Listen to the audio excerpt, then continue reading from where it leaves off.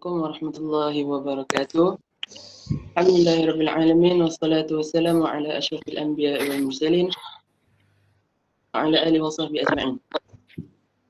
Alhamdulillah, syukur kehadrat ilahi dengan nikmat dan kurnianya dapat kita sama-sama pada petang yang berbahagia ini di dalam webinar.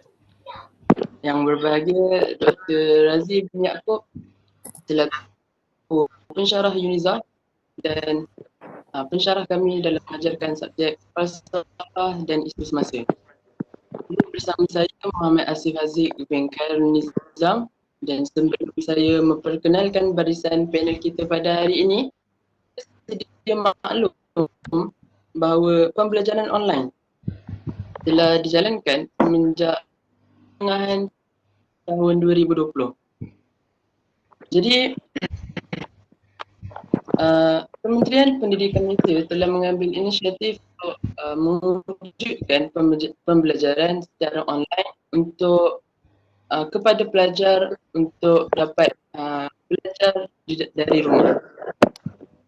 Jadi sesuai bicara forum kita pada hari ini, adab dan cabaran belajar online.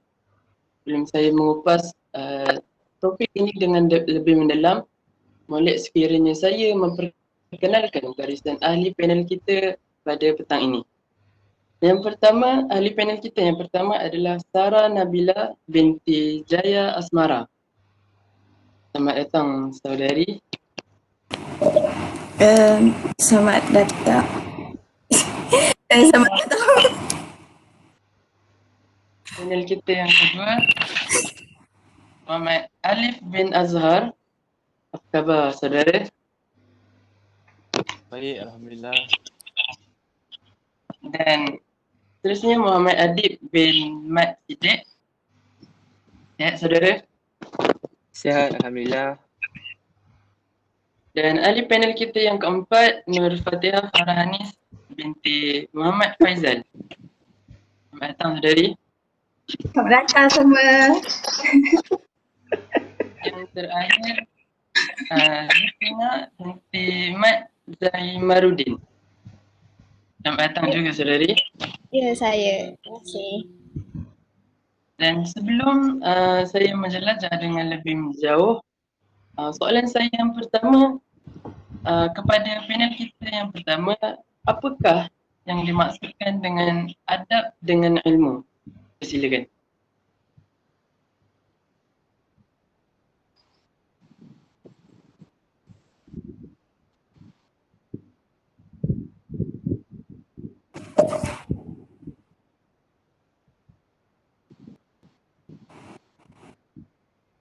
Assalamualaikum semua. Terlebih dulu terima kasih saya ucapkan kepada Tuan Moderator kerana memberi peluang kepada saya untuk membentangkan adab menuntut ilmu secara dalam talian.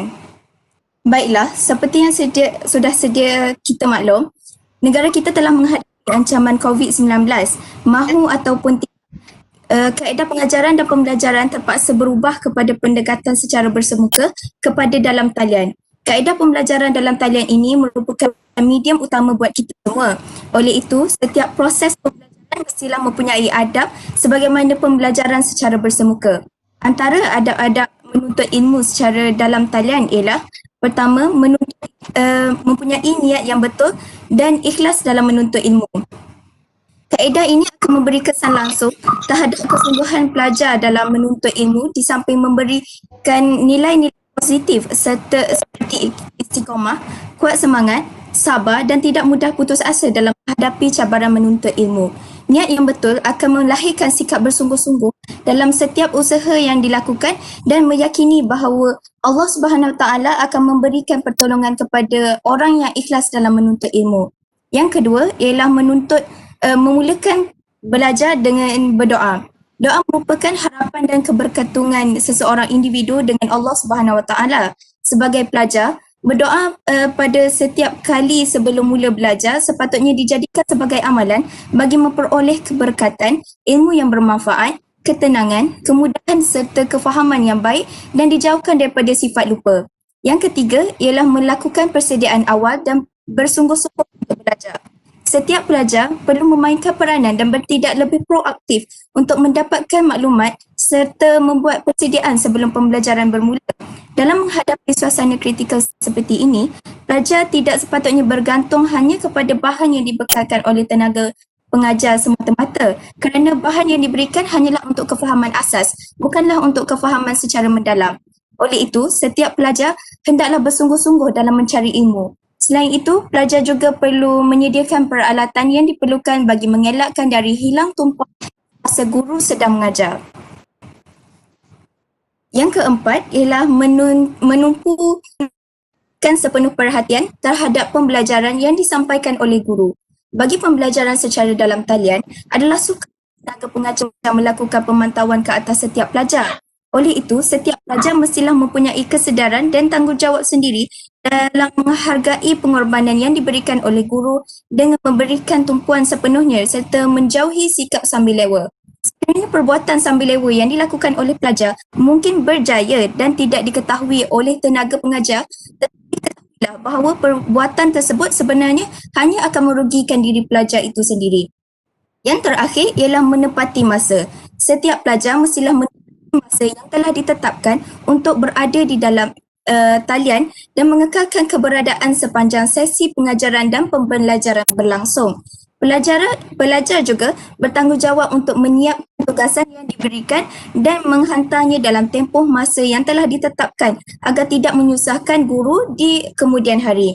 Kesimpulannya, setiap pelajar perlulah mempraktikkan adab belajar yang baik walaupun ianya dilakukan secara dalam talian agar ilmu yang diperolehi diberkati oleh Allah. Terima kasih. Baik, terima kasih kepada saudari Sarah Nabila. Yang dapat saya simpulkan adalah pelajar dalam talian online ini haruslah mempunyai niat yang baik dan berdoa. Persediaan awal, menumpukan sepenuh perhatian dan menepati masa adalah ciri-ciri pelajar yang harus dititik beratkan dalam pelajaran online pada masa ini. Seterusnya, kepada persoalan kepada ahli panel kita yang kedua, saudara Muhammad Alif, boleh ceritakan sedikit tentang adab dengan guru di dalam talian online. Silakan. Baik, terima kasih kepada moderator, Saudara Asif. Okey, adab dengan guru. Apa yang saya ingin bincangkan di sini adalah dua perkara. Yang pertama adalah bagaimana adab pelajar apabila ditegur. Segelintir pelajar tidak boleh menerima teguran dan nasihat yang diberikan oleh guru mereka. Mereka seolah-olah tidak mengambil berat terhadap teguran dan nasihat yang diberikan, yang mana teguran dan nasihat tersebut adalah untuk kebaikan mereka sendiri dan bukanlah untuk kebaikan para guru. Mereka ini seolah-olah hanya masuk telinga kanan dan keluar telinga kiri apabila diberi nasihat dan teguran.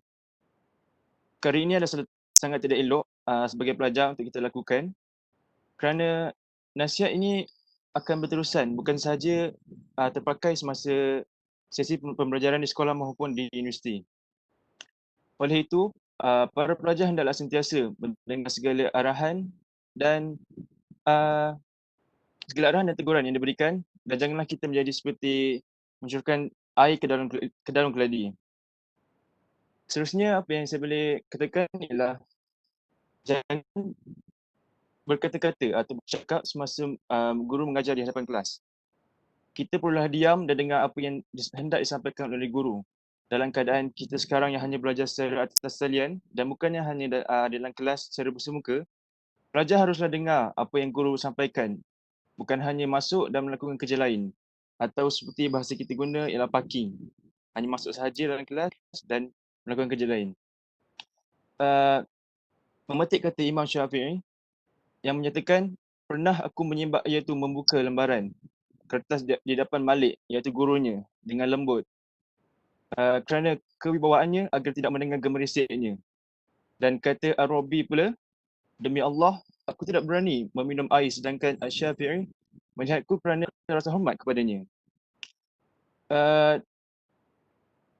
Dengan ini kita dapat lihat hanya menyimbak helaian kertas dan meminum air itu pun mereka berhati-hati menunjukkan tanda hormat kita kepada guru.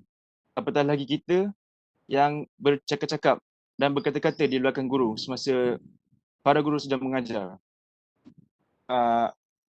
Dan akhir kata daripada saya ingin kongsikan satu hadis yang diriwayatkan oleh Abu Umamah radhiyallahu anhu. Rasulullah sallallahu alaihi wasallam bersabda, sesungguhnya Allah Subhanahu wa taala, para malaikat dan semua penduduk di bumi dan di langit, sehinggakan semut di sarangnya dan ikan di lautan pasti berselawat, iaitu berdoa kepada kebaikan bagi orang yang mengerjakan kebaikan, yang mengajarkan kebaikan kepada manusia. Ini menunjukkan guru diangkat mulia dalam Islam. Dan kita sebagai pelajar, hendaklah menghormati guru dan menjaga adab dengan guru agar mendapat keberkatan dalam ilmu. Dan saya rasa itu saja dari saya. Terima kasih. Terima kasih Saudara Muhammad Alif kerana menceritakan serba sedikit tentang adab dengan guru yang tidak boleh dipandang sambil lewa untuk hidup lebih diberkati. Sebenarnya tanpa membuang masa, kita pergi kepada panel kita yang ketiga, Muhammad Adib, untuk menceritakan dengan lebih terperinci tentang adab berinteraksi secara maya ini ataupun pembelajaran secara online. Silakan. Okey, baik. Terima kasih Tuan Moderator. Assalamualaikum warahmatullahi wabarakatuh. Pada hari ini saya akan menceritakan serba sedikit tentang adab dan cabaran ketika pelajaran online dijalankan. So terdapat banyak adab atau cabaran yang dialami oleh kita semua, tidak kira pihak pengajar ataupun pihak pelajar.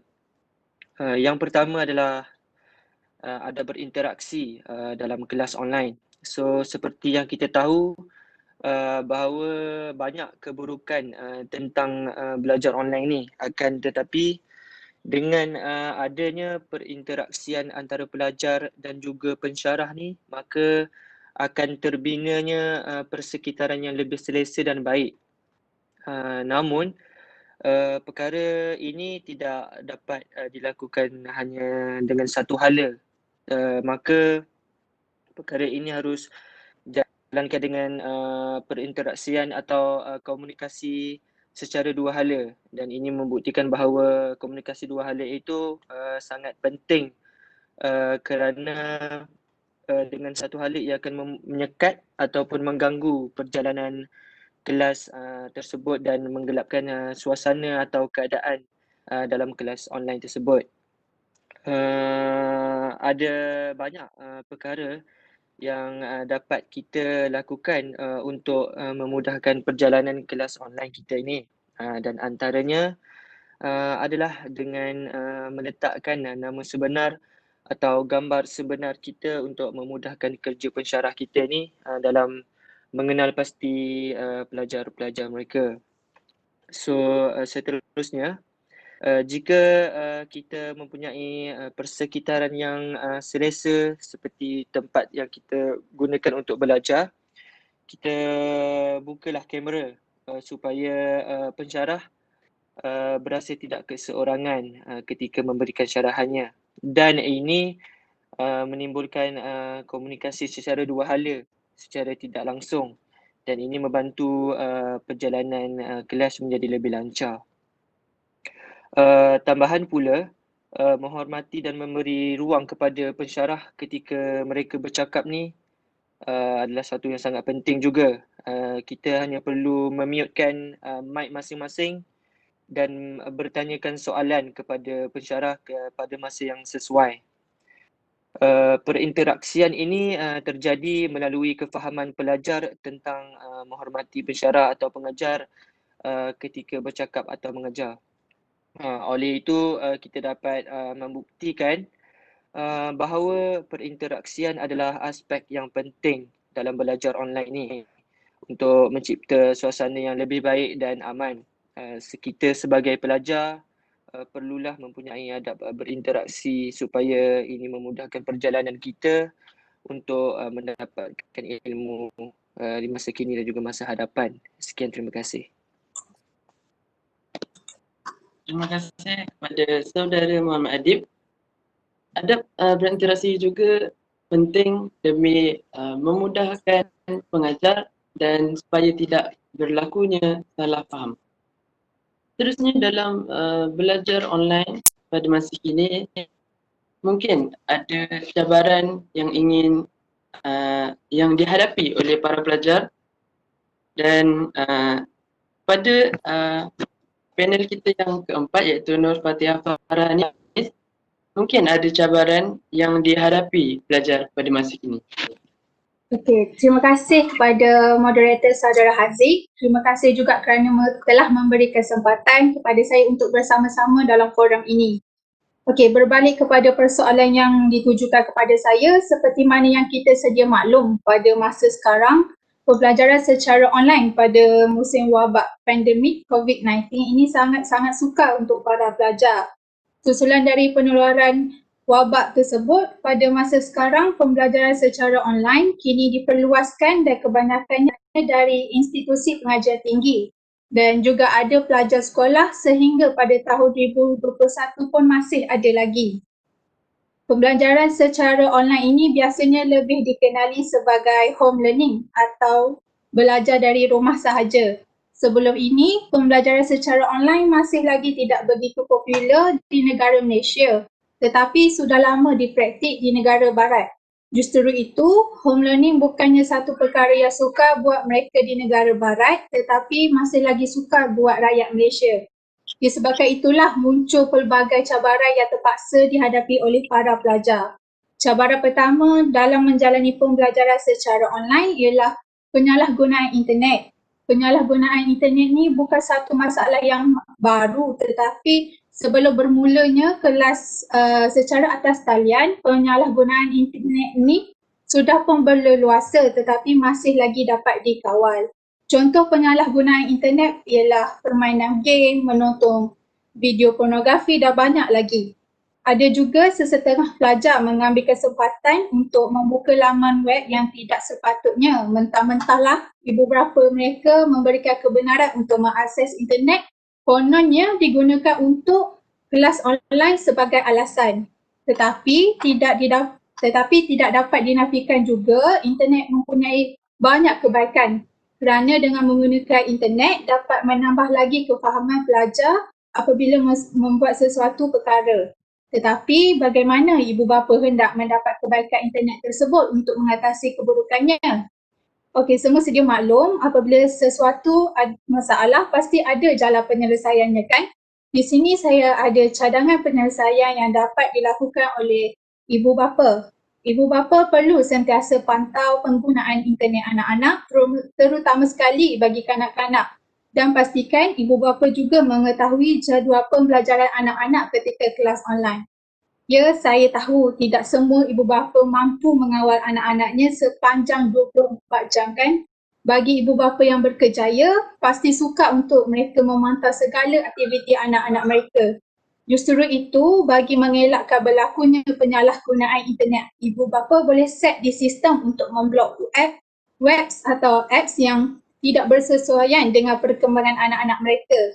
Amat sukar untuk menjadi ibu bapa pada zaman moden kini. Tetapi sekiranya kita bijak dalam menanganinya, maka pendidikan dan pembelajaran anak-anak akan menjadi lebih mudah.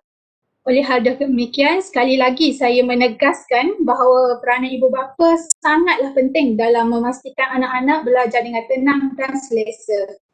Sebelum saya akhiri, izinkan saya berkongsi kata-kata yang berbunyi, sesungguhnya ibu bapa yang cerdik adalah ibu bapa yang menjadikan anak mereka kawan dan pendengar setia ketika mendidik. Wallahualam. Terima kasih. Terima kasih kepada saudari Nur Fatihah Faranis. Terusnya saudari Zukrina boleh tambahkan sedikit lagi mungkin cabaran atau cabaran selain penyalahgunaan internet pada pelajar dalam belajar online. Silakan. Bismillahirrahmanirrahim. Assalamualaikum warahmatullahi wabarakatuh. Terima kasih kepada moderator. Di sini saya akan berkongsi beberapa cabaran lagi yang dihadapi oleh para pelajar semasa menjalani pembelajaran atas talian. Yang disebut oleh panel sebentar tadi di mana beliau ada menyatakan penyalahgunaan internet merupakan antara cabaran yang dihadapi oleh pelajar. Tidak dapat dinafikan, pembelajaran online pada musim pandemik COVID-19 ini sangat sukar. Bukan pembelajaran online sahaja, malah semua pekerjaan termasuk meeting maupun temu duga perlu dibuat melalui alam maya. Hal ini bagi mengelakkan perkumpulan secara beramai-ramai dalam kalangan rakyat Malaysia. Seperti yang kita nampak sekarang, hal ini ternyata masih sukar buat rakyat Malaysia untuk mengikuti perubahan yang tidak kita relakan walaupun sebenarnya kita telah mengalaminya sejak tahun yang lalu. Suka saya kongsikan cabaran lain yang dihadapi oleh para pelajar adalah capaian kepada kemudahan internet. Seperti yang kita tahu, sebelum berlakunya COVID-19 lagi, internet sudah memainkan peranan penting dalam hidup kita. Dan pada masa sekarang, internet menjadi semakin bertambah penting dan sudah menjadi seperti keperluan asas, terutamanya apabila ingin melakukan pembelajaran atas talian. Bagi pelajar yang mempunyai capaian internet yang baik, hal ini tidak akan menjadi sebarang masalah ataupun cabaran kepada mereka. Tetapi untuk pelajar yang mempunyai capaian internet yang lemah, maka ianya akan menjadi cabaran dan kesukaran untuk melakukan pembelajaran atas talian. Capaian kepada kemudahan internet yang kurang baik semasa pembelajaran boleh menyebabkan pelajar menjadi stres dan tertekan. Hal ini boleh menyebabkan para pelajar tidak dapat memberi perhatian sepenuhnya terhadap apa yang telah diajar oleh lecturer. Jadi untuk ibu bapa, bagi memastikan anak-anak mereka faham apa yang dipelajari, mereka perlu menaik taraf kelajuan internet di rumah. Dan bagi pelajar yang berkemampuan, ianya bukanlah cabaran yang besar untuk menaik taraf internet. Tetapi sebaliknya, bagi pelajar yang kurang berkemampuan, ianya adalah cabaran besar bagi mereka untuk menimba ilmu pengetahuan. Capaian kepada kemudahan internet ini mampu memberi cabaran yang lebih dahsyat kepada para pelajar, terutamanya yang tinggal di pedalaman ataupun kawasan luar bandar yang tidak mempunyai rangkaian internet yang baik. Walaupun pelajar tersebut mempunyai laptop atau komputer yang canggih, hal ini masih tidak dapat diselesaikan oleh mereka, melainkan mereka perlu pergi ke bandar ataupun ke kawasan yang mempunyai rangkaian internet yang lebih baik. Perkara ini sebenarnya telah menyukarkan para pelajar untuk menimba ilmu.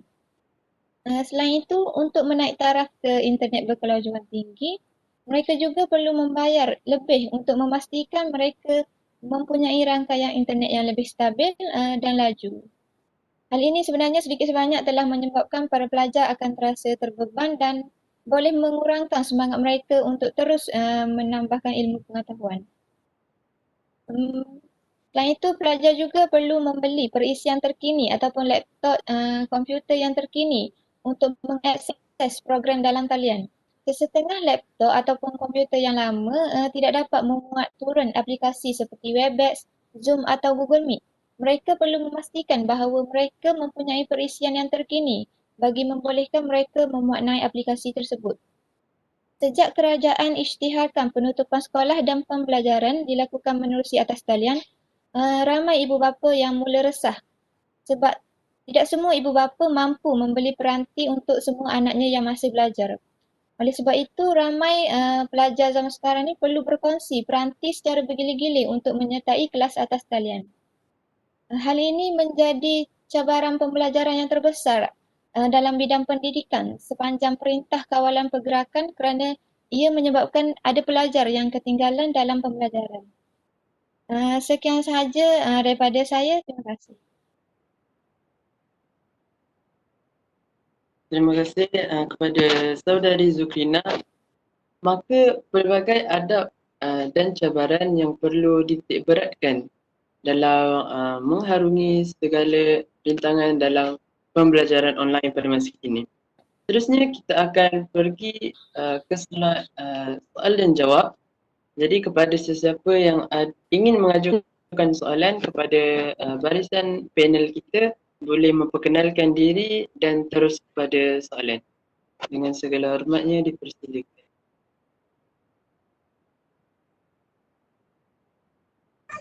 Saya ada soalan. Jelas ya? Silakan. Sebelum tu saya ingin perkenalkan diri saya. Nama saya Madiha Amalia binti Ahmad Pardi. Satu soalan saya ingin mengajukan kepada saudari Zukrina. Seperti yang diperkatakan oleh saudari Zukrina sebentar tadi, capaian internet di suatu kawasan tidak semuanya baik, terutamanya di kawasan pedalaman. Justru saya ingin mengajukan soalan, jika seseorang pelajar itu tidak memasuki kelas kerana capaian internetnya tidak baik dan dia sudah pun memaklum kepada tenaga pengajar dia, adakah dan pengajar tersebut tidak menerima alasan dia, adakah itu juga dianggap tidak beradab dan kurang ajar?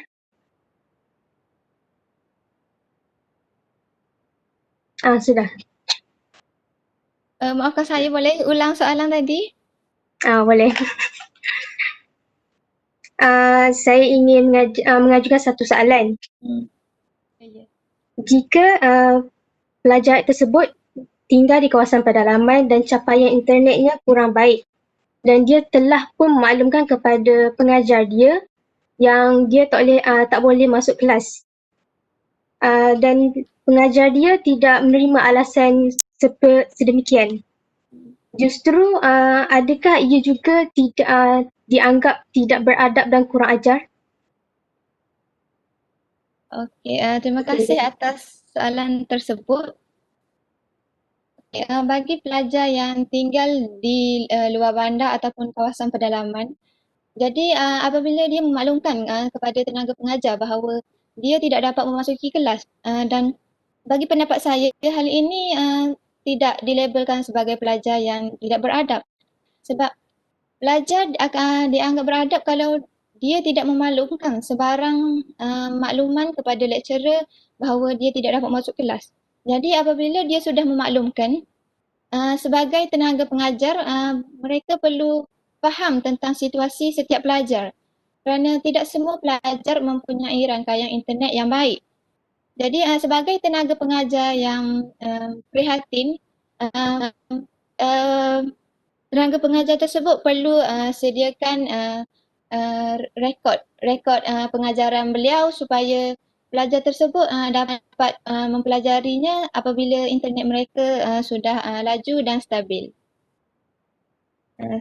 Sudah menjawab soalan ke? Sudah, sangat jelas. Ya, terima kasih. Itu saja.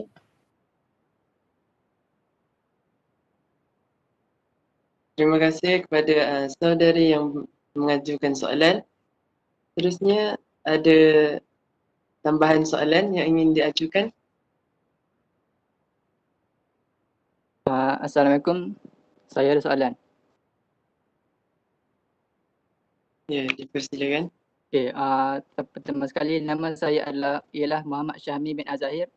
Okey, saya ingin mengajukan soalan kepada panel Muhammad Alif bin Azhar. Okey, soalannya adalah kebelakangan ini ramai pelajar tidak beradab dengan guru.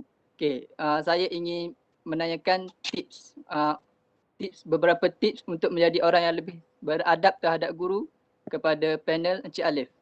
Sekian, terima kasih.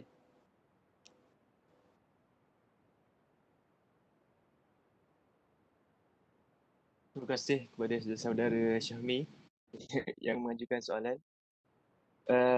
Mengenai tips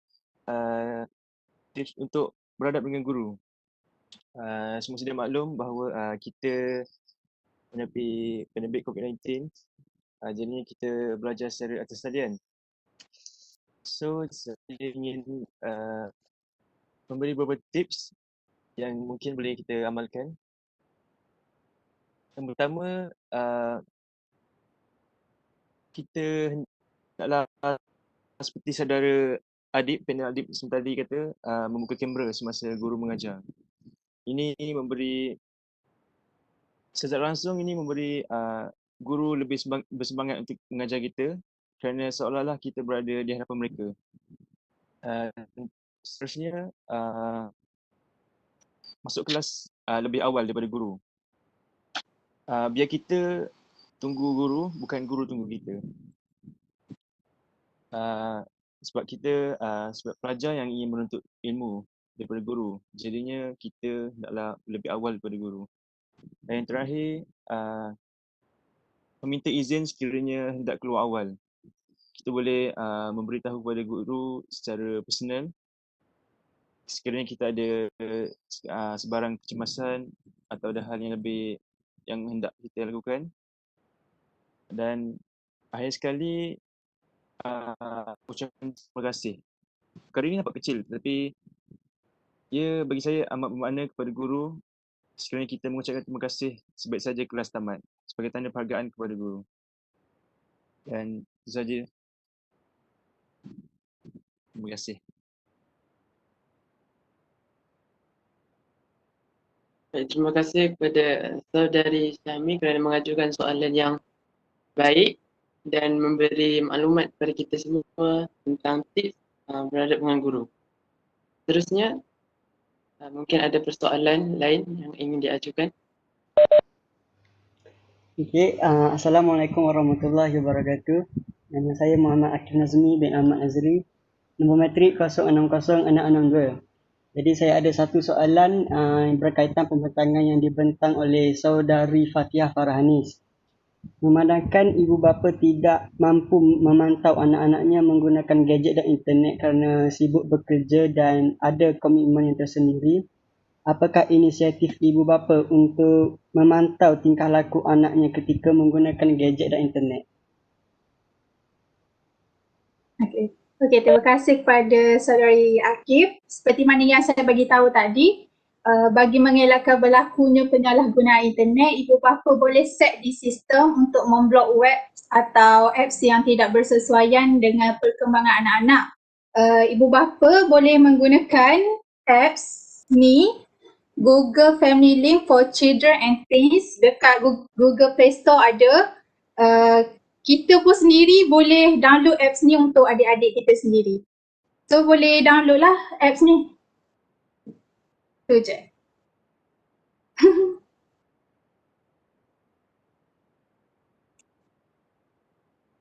Baik, terima kasih. Mungkin soalan terakhir yang ingin diajukan pada para panel. Persilakan. Okay, bismillahirrahmanirrahim. Semua dengar? Okay, bismillahirrahmanirrahim. Assalamualaikum warahmatullahi wabarakatuh. Baik, kiranya soalan terakhir daripada saya untuk mana-mana panel. Tak belah saya pilih.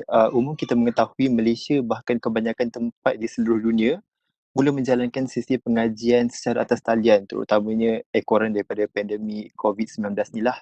Situasi ini sebenarnya secara langsung memberikan cabaran baru kepada pelajar untuk memberi fokus baiknya sebab melihatkan kepada komitmen yang mereka ada.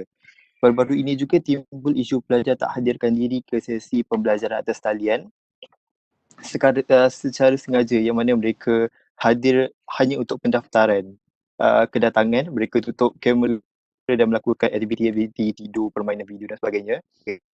Jadi soalan ni saya fikir saya nak tanya kepada panel Sarah Nabila lah. Menurut panel ini, apa pandangan panel mengenai situasi yang saya sebutkan tadi dan apakah kesan berlakuan tersebut terhadap aspek adab? Sekian, terima kasih. Boleh ulang sebab ada masalah internet tadi. Okay, soalan saya untuk panel Sarah Nabila. Baru-baru ini timbul isu pelajar tak menghadirkan diri ke dalam sesi pembelajaran secara atas talian dengan secara sengaja. Misalnya mereka hanya datang untuk kedatangan sahajalah.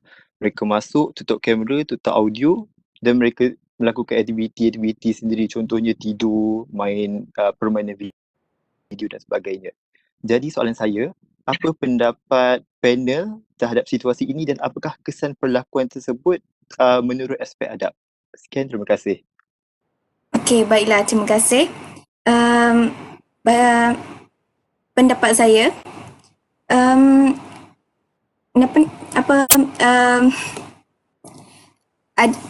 situasi tersebut sangatlah tidak beradab kerana guru telah memberikan pengorbanan sepenuhnya terhadap pelajar dengan memberikan sepenuh masa mereka untuk kita untuk menyampaikan ilmu. So, apa yang saya rasa, pelajar tersebut sangatlah tidak beradab. Daripada pembentangan saya sebentar tadi, pelajar hendaklah menumpukan sepenuh perhatian terhadap pembelajaran yang disampaikan oleh guru.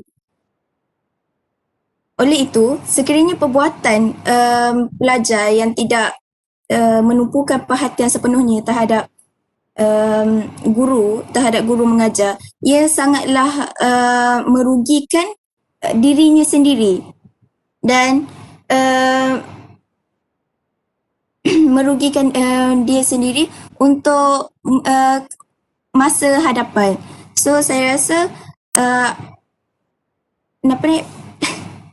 saya rasa benda tu patutlah tidak beradab dan sangatlah kurang hajar dengan guru kerana guru telah memberi sepenuhnya masa kepada pelajar tersebut. So itu je lah. Baik, terima kasih kepada saudara dan saudari yang mengajukan soalan kepada ahli panel. Dan yang terakhir, terima kasih kepada ahli panel kita pada hari ini kerana sudi mengeluarkan pandangan masing-masing dan penyampaian yang sangat jelas. Semoga apa yang diperkatakan tadi tidak hanya masuk telinga kanan dan keluar telinga kiri. Sekian saja bicara forum kita pada hari ini. Terkasar bahasa.